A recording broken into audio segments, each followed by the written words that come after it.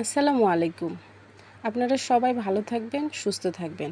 আজ আমি কালো জিরে ভর্তা করে দেখাবো। প্রথমে আমি চুলাতে একটা প্যান বসিয়ে দিয়েছি, কোনো রকম তেল দিব না।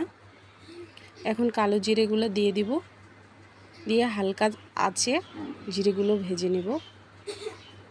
খুব বেশি ভাজতে যাবেন না, খুব বেশি ভাজা হয়ে গেলে এটা তিতা হয়ে যাবে, খেতে ভালো লাগবে না।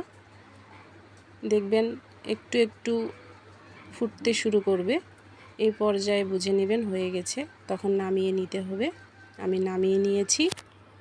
এখন আমি 7 থেকে 8টা রসুন মিডিয়াম সাইজের ছিলে পরিষ্কার করে রেখেছিলাম। এখন আমি চুলাতে তেল দিয়ে দিলাম। পরিষ্কার করে রাখা রসুনের ফাড়িগুলো দিয়ে দিব।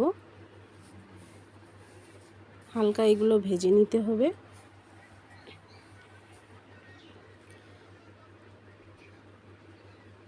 চুলার তাপ অবশ্যই মিডিয়াম টু লো হিটে রাখবেন। একটু ধৈর্য সহকারে ভাজতে হবে। দেখুন ভাজা হয়ে গেছে। এখন আমি এগুলো নামিয়ে নিব।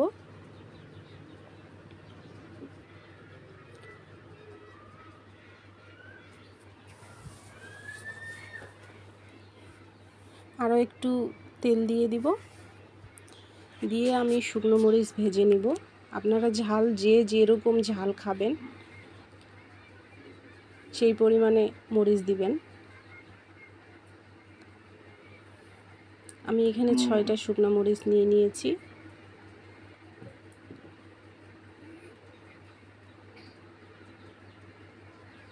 এগুলো আমি ভেজে এখন নামিয়ে নিব।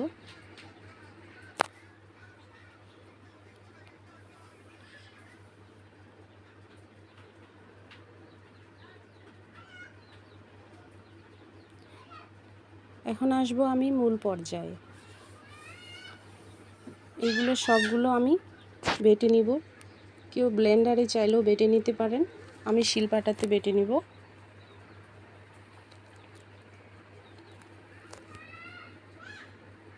পরিমাণ মতো লবণ দিয়ে দিলাম।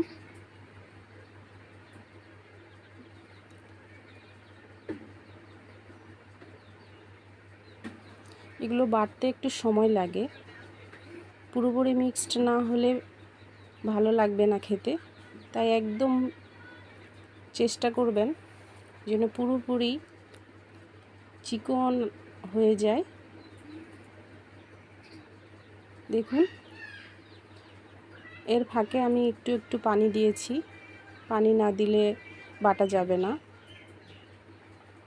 খুব বেশি পানি দিতে যাবেন না, যখন যেটুকু পানির প্রয়োজন একটু একটু দিতে থাকবেন আর বাড়তে থাকবেন। বাটা হয়ে গেছে।